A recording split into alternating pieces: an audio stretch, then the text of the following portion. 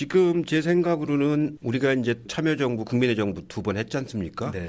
근데 그런 정도 해갖고는 정책이 뿌리를 못 박았거든요. 그래서 투표를 통해서 우리가 더 계속 집권을 해야 되겠다. 적어도 4번, 5번 이렇게 계속 집권을 해야 정책이 뿌리가 내려져서 정착이 그렇죠. 되는 거거든요. 예. 오랜만에 집권을 했는데 계속 집권을 해야 되겠다. 영구 집권이나 장기 집권이 아니고 계속 집권입니다. 저는 요새 연속 집권이라고 표현하거든요. 연속 집권. 예. 연속 집권을 해서 네. 뿌리를 내려야 되겠다. 예.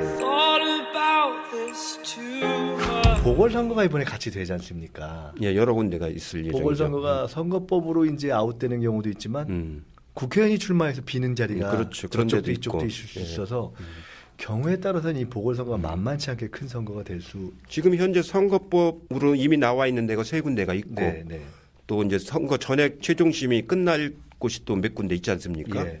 그래서 한 6, 7개는 선거법으로 이제 하게 될 거고 국회의원 후보자가 출마해서 빈자리가 생기고 예. 그러면 한 10개 정도가 그럴 수 있을 것 나올 같아요. 가능성이 있다고 봐야죠. 곰곰이 생각을 하다가 궁금해지는 것이 야당은 모르겠는데 지금 여당은 일종의 조금 보궐선거라는 게 상당히 명망가들이 나가기도 하고 그렇지 않습니까? 네. 근데 중량급들이 거의 정부로 가거나 뭐 청와대로 가거나 이래서 과연 그렇게 보궐선거 많이 나오면 여기 채울 선수가 다 있을까 걱정도 되는데. 자원은 충분할 겁니다. 지금 3곳 확정된 데도 나가려고 준비하는 사람들이 괜찮은 후보들이고 네, 네. 도지사나 이제 지방선거에 나가려고 하는 그 지역도 괜찮은 사람들이 되게 준비들을 하고 있고 그래서 제가 보기엔 뭐 자원 문제는 아니고 네. 다만 이제 지방선거하고 함께 하기 때문에 어떤 지역 같은 경우는 이제 놓치는 경우도 이제 생길지 네. 모르죠. 이제 그런 것들이 좀 걱정이죠. 얼마 전에 그 안희정 지사가 서울에 무슨 행사 때문에 왔을 때 잠깐 본 예. 적이 있습니다. 본인이 이제 삼선 불출마 선언을 예. 한 직후였습니다. 그래서 본인 문제를 상의하다가 이런저런 얘기를 했던 적이 있는데 예를 들어 안희정 지사 같은 경우에 지방선거에 이제 불출마하는 건 이해 가능한데 현재로서는이라는 전제를 붙여서 뭐 보궐선거도 조금 부정적으로 유보적으로 얘기했거든요. 근데 개인적으로는 어떻게 보시나요? 그 보궐선거 같은 게 좀 열어놔도 되는 건가요? 어떻게 보시나요? 저하고도 잠깐 한번 얘기한 적이 있었는데 네. 보궐선거를 나가려면 이제 60일 전인가 90일 전에 예, 예. 사퇴를 해야 되지 않습니까? 네. 충남 도민들에 대해서 자기가 보궐선거에 나가기 위해서 마무리를 안 짓고 나가는 게 좀 부담스럽다. 그게 참 고민이 되겠어요. 부담스럽기 때문에 도지사도 안 나가는데 국회의원 나간다고 도지사직을 마무리 못 짓는 게 부담스러워서 안 하는 쪽으로 자기는 택하겠다. 그러면서 보다 더 이제 시간을 가지고 준비를 해서 정치를 하겠다. 그런 말씀을 하시더라고요. 그 명분이나 도리상으로는 사실 상당히 정론에 해당하는 예. 걸 텐데 당으로서는 한편 좀 고민이 될 수 있을 것 같아요. 당대표는 모르겠습니다. 당대표는 네. 이제 지방선거 끝나고 네. 이제 뭐 7월이나 8월에 하지 않겠습니까? 그러니까 거기까지는 참여할지 안 참여할지는 저하고도 그런 얘기는 안 해봐서 모르겠는데 기왕에 이제 중앙정치를 할 거라면은 계제가 있을 때마다 적극적으로 해야죠. 지금 국민의당, 뭐 바른정당 이게 지금 뭐 시끄럽지 않습니까? 뭐가 어떻게든 하겠죠. 근데 결론이 난 후에 또는 그 과정에서 지금 국민의당의 소위 호남계라고 하는 분들 다 잘 아시는 분들이지 않습니까? 그렇죠. 뭐, 네. 뭐 박지원, 정동영, 뭐 천정배 워낙 잘 아시는 분들인데 본인들이 뭐 어떻게 이야기한 건 아니지만 어떤 상황을 가정했을 때 그분들이 이제 지금 안철수계하고 갈라졌다 이러면 어떻게 돼야 됩니까? 그분들을 흡수해야 된다 아니면 안 된다. 지금 당내에도 갑론을박이 있는 것 같은데 어떻게 보시나요? 지방선거 전까지는 뭐 그렇게 별 변화가 없지 않을까 싶습니다. 2월 달에 이제 통합이 된다고 하면은 네. 그분들이 탈당하고 나올지 아니면 그 당 안에 있으면서 그 당내에서 또 맞으면 역할을 할지 그런 건 잘 모르겠는데 우리 당의 입장에서는 맞으면 지방선거 앞두고 그분들이 온다고 또 과반수가 되는 게 아니지 않습니까? 그렇죠. 그렇기 네. 때문에 오면서 생기는 여러 가지 알력 이런 것들이 많이 생길 거고 왔다고 과반수가 또 되는 게 아닌데 그렇게 하는 것보다는 지방선거를 딱 끝내고 그 결과를 가지고 이제 어차피 정계 개편이 일어나지 않겠습니까? 그때 이제 판단해 보는 게 더 적절치 않을까 네. 그렇게 생각을 어차피 하죠. 플러스보다는 마이너스가 많으니 일단 예. 지방선거 후에 판단을 해보는 예. 것이 맞겠다. 그럴 것 같으네요. 예. 며칠 후에 이 방송이 나가는 시점으로 보면 며칠 후에 당의 당무위원회가 열려서 정당발전위원회에서 한 각종 이제 혁신안도 통과가 되고 하는데 집권이 됐고 가장 이제는 이제 원로급이 되셔서 당의 변화를 쭉 지켜보셨는데 여전히 당의 변화나 혁신의 과제가 있다면 많죠. 지금 이제 우리 지금 당이 어떻게 보면은 유일하게 우리나라에서 민주주의를 바치고 있는 유일한 제도 아닙니까? 우리나라는 다른 나라에 비해서 약하거든요. 언론도 약하고 노조도 약하고 시민사회도 약하고 우리 당이 없으면은 이게 전체가 다 허물어질 정도로 그러네요. 이렇게 다른 나라는 취약한 사회가 노조나 시민사회가 다 있잖아요. 예. 우리는 그게 다 약하기 때문에 당이 이제 발전해야 되는데 당이 재래식으로 이제 자꾸 가면 안 되거든요. 선도적으로 이렇게 진취적으로 가야지. 그러니까 이런 텔레비전 방송이라든가 플랫폼 정당이라고 하지 않습니까? 예. 인터넷을 많이 활용하는. 그리고 우리는 현재 당원들은 대개 직장인들이 별로 없잖아요. 네. 전부 다 자영업하는 사람들이나 이제 최근에 조금 늘긴 예, 했지만 농촌에 사는 사람들이거나 그렇기 때문에 그거 갖고는 우리나라의 대표성을 담보를 못하지 않습니까? 최근에 이제 인터넷으로 이제 많이 가입은 했지만 그래도 그게 문화화되지는 아직 않았거든요. 그 사람들이 당에 가입만 했지 정당 활동을 하는 건 아니잖아요. 그분들이 당에 가입을 해서 지금 한 150만이 가입했다고 하는데 그분들이 일상적인 정당 활동을 할 수 있는 아직도 전통적인 당원들하고 이렇게 갈라져 있더라고요. 나눠져 있죠. 이제 그래서 일상적인 정당 활동을 할 수 있는 그런 정치 문화를 만들어야 되거든요. 그런 것도 만들어야 되고 그 다음에 이제 의사결정 구조, 특히 이제 당이라고 하는 것이 당원들이 참여해서 맞으면 자기 의사를 표현해서 결정할 수 있는 구조가 있어야 되지 않습니까? 근데 그런 것들이 아주 취약하거든요. 그런 구조들을 빨리 이렇게 제도화 시켜줘야 되죠. 말씀 들어보니까 가장 큰 과제가 엄청나게 늘어난 숫자로도 늘어났고 세대로도 젊어진 그 당원들이 실제로 활동할 수 있는 그 틀과 공간을 만들어주는 그런 게 게 최대의 없거든요. 그거겠네요. 이건 어떻습니까? 뭐 지금 입장에서 야당 걱정까지 저희가 해줄 처지는 아니지만 한국 정치가 제대로 되려면 사실 진보와 보수가 양날개로 서야 되고 여야가 제대로 돼야 협치도 되는 건데 지금 야당이 특히나 제1야당 입장에서 과연 저렇게 가서 어떨까 하는 생각을 저희는 자주 해보게 됩니다. 한국 정치에서 제대로 된 보수 정당이 되려면 야당이 어떻게 갔으면 좋겠다. 혹시 그런 생각은 안 해보시나요? 글쎄 사돈 남걱정은 그러니까 저희도 사돈 남걱정이긴 하지만 사실은 보수는 품위가 있어야 되거든요. 원래 보수는 좀 품격이죠. 품격이 중요한 거 아닙니까? 근데 평균적인 정치인보다도 더 맞으면 이하인 그런 분이 당대표를 하고 있기 때문에 저 당이 잘 발전되기는 좀 어려울 거라고 봅니다. 근데 제가 보기에는 이번 이제 지방선거가 끝나고 나면은 성과를 잘 못 낼 거 아닙니까? 지금으로 봐서는 그럴 것 같은데 본인은 6군데를 얘기를 했는데 6군데는 뭐 어림도 없다고 저는 생각이 들기 때문에 그러면 이제 결국은 책임을 지게 되는 그런 상황이 와서 지도부가 이제 교체가 되고 저당도 다시 한번 이제 개혁 노선으로 다시 들어가야 되겠죠. 그때 이제 어떻게 방향을 잡느냐가 중요한데 저 사람들이 제가 이렇게 보면은 그런 건실한 정치 이거에 대한 관념이 약합니다. 건실한 정치. 건실한 정치에 대한 관념이 약하고 자기 그냥 개인적인 국회의원 하기 위한 수단 그 정도로 정당을 보기 때문에 정치 자체를 아주 진면목하게 발전하는 그런 그 의원들도 많지 않고 그런 의식도 박약하고 그렇기 때문에 잘 발전하기까지는 시간이 꽤 걸릴 거라고 봅니다. 건실한 정치라는 표현을 오늘 제가 또 처음 들었는데 지난 대선 때는 이 선거는 성실하고 진실하고 절실하게 치러야 된다는 사실을 또 말씀해 주셔서 일종의 언어처럼 제게는 참 기억이 되는 것이 많이 있습니다. 그 말씀 듣다가 생각이 나는데요. 몇 해 전인가요? 한참 전인 것 같은데 총리하실 때 그때 홍준표 의원이 무슨 뭔 사건을 갖고 아마 총리 대정부 질의하면서 아주 까탈스럽게 해서 했던 그 장면이 갑자기 생각이 나네요. 혹시 죄송하지만 올해 이제 몇이신가요? 2010년. 내가 이제 올해 66살. 제가 이걸 왜 여쭤보냐면 아마 일반 국민들 가운데는 훨씬 연세가 많은 걸로 생각하는 분들이 있을 겁니다. 벌써 총리 한 지가 벌써 그러니까요. 14년 됐으니까 그렇죠. 지금 예를 들어 한때 같이 대표를 겨뤘던 박지원 원내대표가 훨씬 저 위시잖아요. 근데 뭐 여러 가지 지금 정치 경륜이나 이런 거는 그에 필적하거나 능가하시기 때문에 훨씬 사람들은 나이를 많게 본단 말이에요. 제가 총리할 때가 52살이었습니다. 아, 그런가요? 네. 52에 총리를 하셨나요? 2004년도에 했으니까 그때가 52살이었거든요. 그래서 제 이제 실제 질문은 뭐냐면은 표현은 죄송하지만 아직 젊으시단 말이에요. 근데 너무 뭘 많이 하신 거예요. 그러면 이해찬의 정치적 장르는 뭘까? 저희는 그 생각을 해보게 돼요.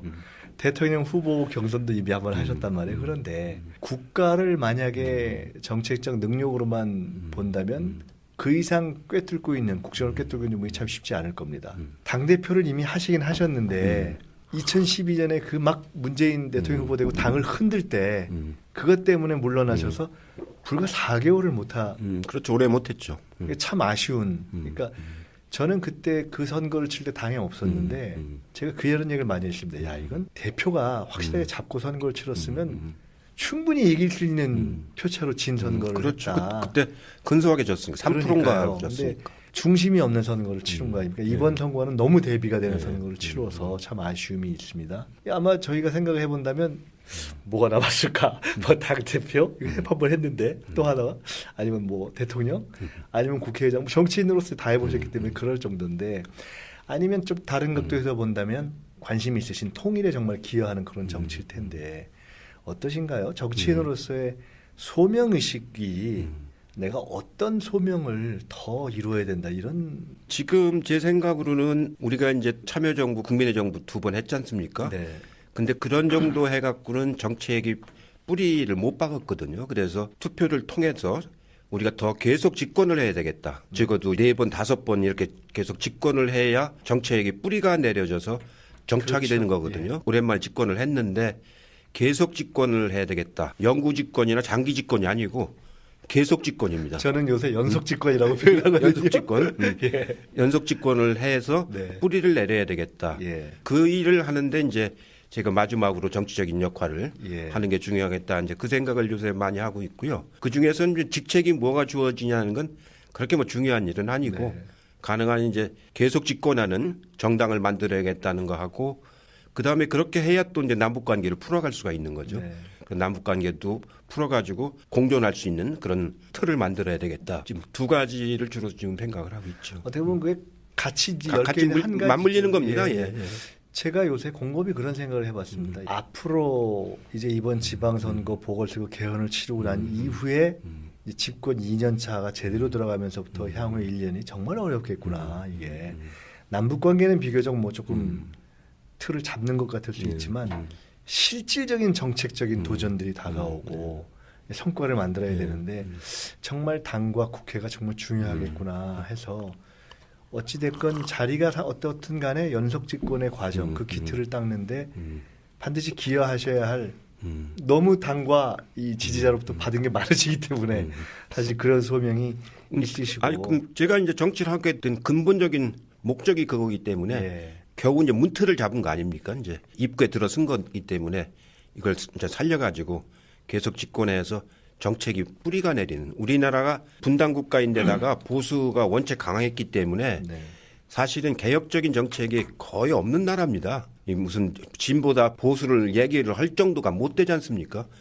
이 우리가 이제 유럽에 있는 이른바 그 개혁적인 당들, 삼인당이나 노동당이나 이런 당들보다 훨씬 정책이 더 보수적이지 않습니까? 우리 당이 그렇죠. 예. 추구하는 정책도 그럴 정도로 우리가 사회 전체가 이렇게 근본적으로 개혁성이 아주 약한 사회이기 때문에 그런 사회를 최소한도 어느 정도 조금이라도 좀 균형 있게 만들어 끌어올리려면은 당이 계속해서 집권을 해서 정책을 하나하나씩 뿌려내려 놓는 게 아주 중요한 일이거든요. 그게 이제 결국은 이 당이 어떻게 가느냐, 국회가 어떻게 가느냐, 정부가 어떻게 가느냐, 청와대가 대통령이 어떻게 가느냐 다 연결되어 있는 건데 사실 최근에 보면 국민의 지지가 여전히 높고 또 대통령에 대한 기대와 애정과 신뢰가 높은 상황에서 조금 이제 탄핵 직후에 이 상황에 정신들을 서로 좀 차리면서 야, 실제 성과가 좀 나와야 되는 거 아니냐 이런 기대가 있지 않습니까? 근데 예를 들어 이번에 뭐 비트코인 문제 때문에도 뭐 좀 시끄러웠습니다만 비트코인 문제랄까? 최저임금이 어쨌든 실현되면서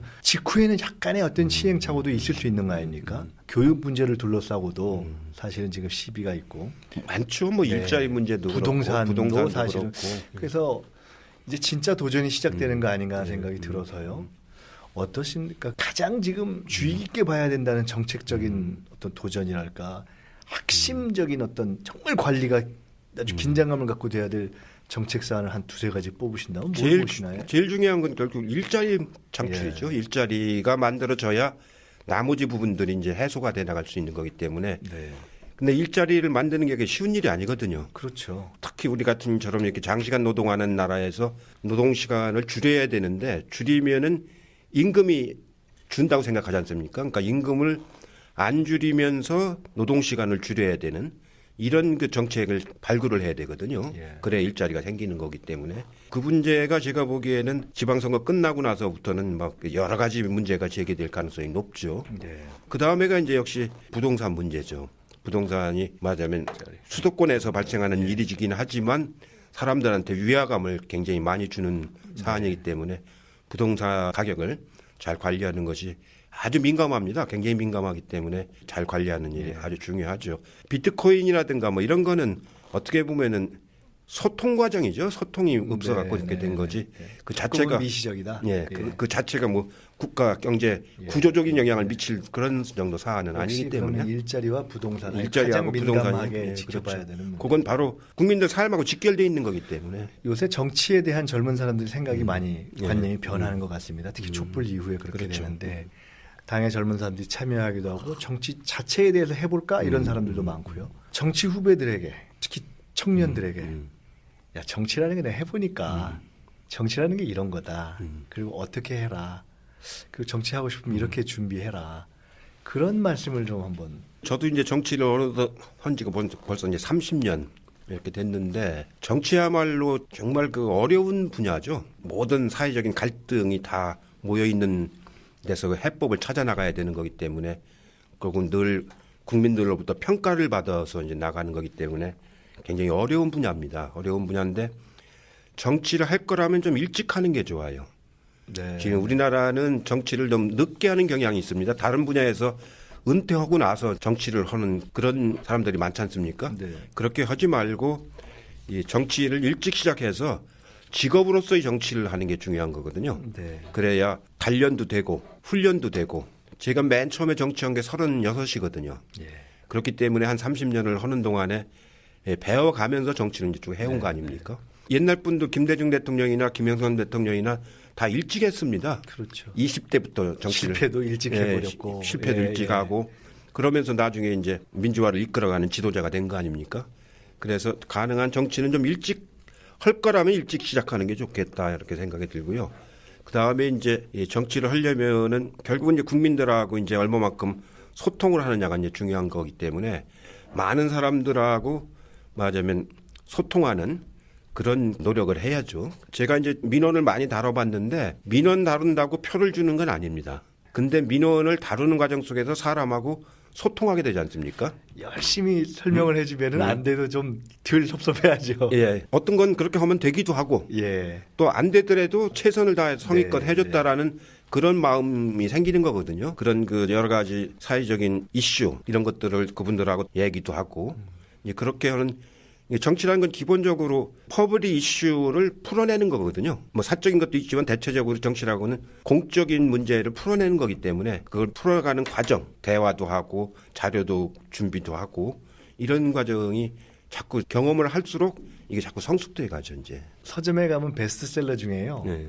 서대원 씨가 지은 주역 강의라는 책이 있는데요. 예. 그게 점으로서의 주역이 아니라 일종의 정치 철학으로서 해설한 네. 굉장히 재미있는 책인데 그 책에 보면 정치에 대해서 얘기를 하면서 가급적 들판에서 일찍 시작하라 이렇게 써 있어요. 그래서 제가 그 구절이 생각이 나는데요. 보기에 따라서는 정말 이제 어려운 과정을 잘 일관되게 오시기도 했고 또 어떻게 보면 야 어떻게 저렇게 새 대통령을 거치면서 일관되게 중용되고 참 그러셨을까 참 기가 막히다 이렇게 볼 수도 있을 것 같아요. 정치인 이해찬을 스스로 지켜준 것은 그리고 내가 이렇게 오늘날까지 비교적 스스로 떳떳하고 남들 보기에 정말 이런 위치에 있도록 지켜준 가장 큰 것은 무엇일까요?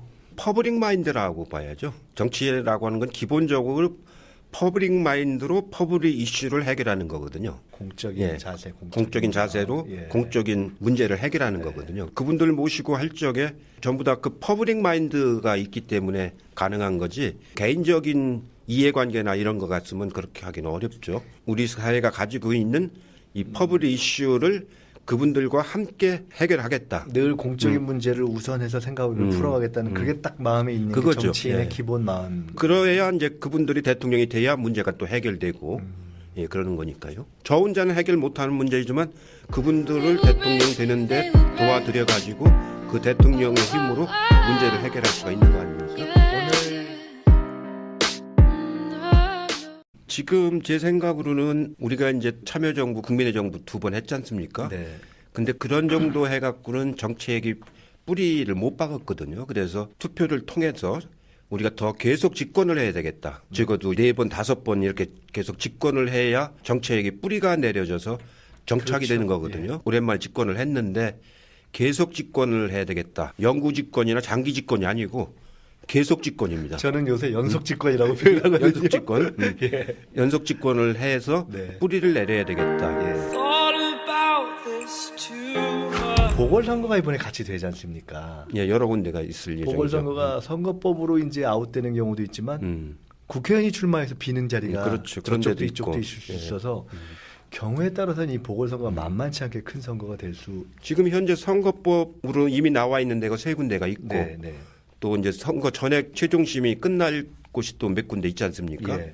그래서 한 6, 7개는 선거법으로 이제 하게 될 거고 국회의원 후보자가 출마해서 빈자리가 생기고 예. 그러면 한 10개 정도가 그럴 수 있을 것 나올 같아요. 가능성이 있다고 봐야죠. 곰곰이 생각을 하다가 궁금해지는 것이 야당은 모르겠는데 지금 여당은 일종의 조금 보궐선거라는 게 상당히 명망가들이 나가기도 하고 그렇지 않습니까? 네. 근데 중량급들이 거의 정부로 가거나 뭐 청와대로 가거나 이래서 과연 그렇게 보궐선거 많이 나오면 여기 채울 선수가 다 있을까 걱정도 되는데. 자원은 충분할 겁니다. 지금 3곳 확정된 데도 나가려고 준비하는 사람들이 괜찮은 후보들이고 네, 네. 도지사나 이제 지방선거에 나가려고 하는 그 지역도 괜찮은 사람들이 되게 준비들을 하고 있고 그래서 제가 보기엔 뭐 자원 문제는 아니고 네. 다만 이제 지방선거하고 함께 하기 때문에 어떤 지역 같은 경우는 이제 놓치는 경우도 이제 생길지 네. 모르죠. 이제 그런 것들이 좀 걱정이죠. 얼마 전에 그 안희정 지사가 서울에 음. 무슨 행사 때문에 왔을 때 잠깐 본 적이 있습니다. 본인이 이제 삼선 불출마 선언을 네. 한 직후였습니다. 그래서 본인 문제를 상의하다가 이런저런 얘기를 했던 적이 있는데 예를 들어 안희정 지사 같은 경우에 지방선거에 이제 불출마하는 건 이해 가능한데 현재로서는이라는 전제를 붙여서 뭐 보궐선거도 조금 부정적으로 유보적으로 얘기했거든요. 근데 개인적으로는 어떻게 보시나요? 그 보궐선거 같은 게 좀 열어놔도 되는 건가요? 어떻게 보시나요? 저하고도 잠깐 한번 얘기한 적이 있었는데 네. 보궐선거를 나가려면 이제 60일 전인가 90일 전에 예, 예. 사퇴를 해야 되지 않습니까? 네. 충남 도민들에 대해서 자기가 보궐선거에 나가기 위해서 마무리를 안 짓고 나가는 게 좀 부담스럽다. 그게 참 고민이 되겠어요. 부담스럽기 때문에 도지사도 안 나가는데 국회의원 나간다고 도지사직을 마무리 못 짓는 게 부담스러워서 안 하는 쪽으로 자기는 택하겠다. 그러면서 보다 더 이제 시간을 가지고 준비를 해서 정치를 하겠다. 그런 말씀을 하시더라고요. 그 명분이나 도리상으로는 사실은 상당히 정론에 해당하는 예. 걸 텐데 당으로서는 한편 좀 고민이 될 수 있을 것 같아요. 당 대표는 모르겠습니다. 당 대표는 네. 이제 지방선거 끝나고 네. 이제 뭐 7월이나 8월에 하지 않겠습니까? 그러니까 거기까지는 참여할지 안 참여해서 맞으면 자기 의사를 표현해서 결정할 수 있는 구조가 있어야 되지 않습니까? 근데 그런 것들은 아주 취약하거든요. 그런 구조들을 빨리 이렇게 제도화 시켜줘야 되죠. 말씀 들어보니까 가장 큰 과제가 엄청나게 늘어난 숫자로도 늘어났고 세대로도 젊어진 그 당원들이 실제로 활동할 수 있는 그 틀과 공간을 만들어주는 그런 게 게 최대의 없거든요. 그거겠네요. 이건 어떻습니까? 뭐 지금 입장에서 야당 걱정까지 저희가 해줄 처지는 아니지만 한국 정치가 제대로 되려면 사실 진보와 보수가 양날개로 서야 되고 여야가 제대로 돼야 협치도 되는 건데 지금 야당이 특히나 제1야당 입장에서 과연 저렇게 가서 어떨까 하는 생각을 저희는 자주 해보게 됩니다. 그 한국 정치에서 제대로 된 보수 정당이 되려면 야당이 어떻게 갔으면 좋겠다. 혹시 그런 생각은 안 해보시나요? 글쎄 사돈 남걱정은 그러니까 저희도 사돈 남국적 얘기를 하지만 사실은 보수는 품위가 있어야 되거든요. 예. 원래 보수는 좀 품격이죠. 품격이 예. 중요한 거 예. 아닙니까? 근데 평균적인 정치인보다도 더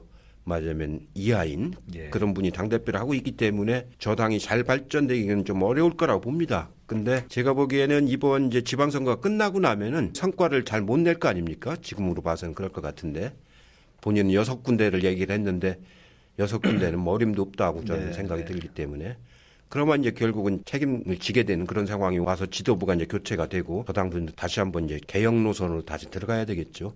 그때 이제 어떻게 가장 이제는 이제 원로급이 되셔서 당의 변화를 쭉 지켜보셨는데 여전히 당의 변화나 혁신의 과제가 있다면 많죠. 지금 이제 우리 지금 당이 어떻게 보면은 유일하게 우리나라에서 민주주의를 바치고 있는 유일한 제도 아닙니까? 우리나라는 다른 나라에 비해서 약하거든요. 언론도 약하고 노조도 약하고 시민사회도 약하고 우리 당이 없으면은 이게 전체가 다 허물어질 정도로 그러네요. 이렇게 다른 나라는 취약한 노조나 사회가 시민사회가 다 있잖아요. 예, 예. 우리는 그게 다 약하기 때문에 당이 이제 발전해야 되는데 당이 재래식으로 이제 자꾸 가면 안 되거든요. 선도적으로 이렇게 진취적으로 가야지. 그러니까 이런 텔레비전 방송이라든가 플랫폼 정당이라고 하지 않습니까? 예. 인터넷을 많이 활용하는. 그리고 우리는 현재 당원들은 대개 직장인들이 별로 없잖아요. 네. 전부 다 자영업하는 사람들이나 이제 최근에 조금 늘긴 했지만 예.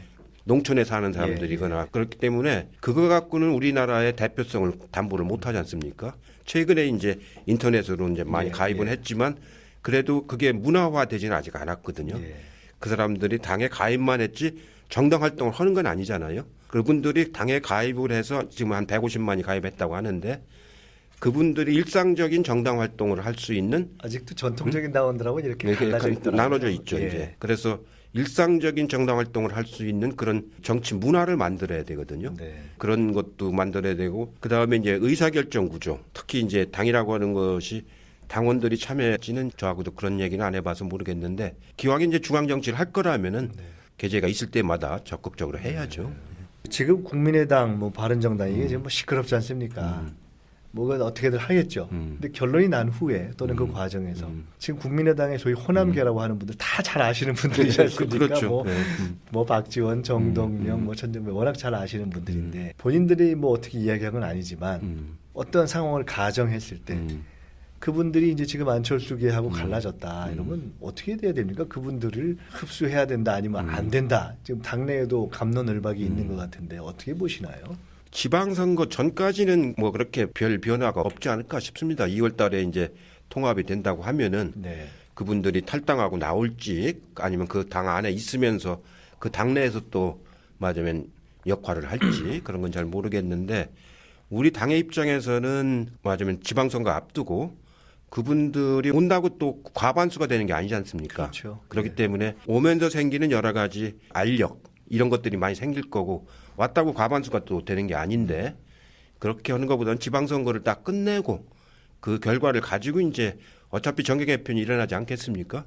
그때 이제 판단해 보는 게 더 적절치 않을까 그렇게 생각을 어차피 하죠. 플러스보다는 마이너스가 많으니 일단 예. 지방선거 후에 판단을 해보는 것이 맞겠다. 그럴 것 같으네요. 며칠 후에 이 방송이 나가는 시점으로 보면 며칠 후에 당의 당무위원회가 열려서 정당발전위원회에서 한 각종 이제 혁신안도 통과가 되고 하는데 집권이 됐고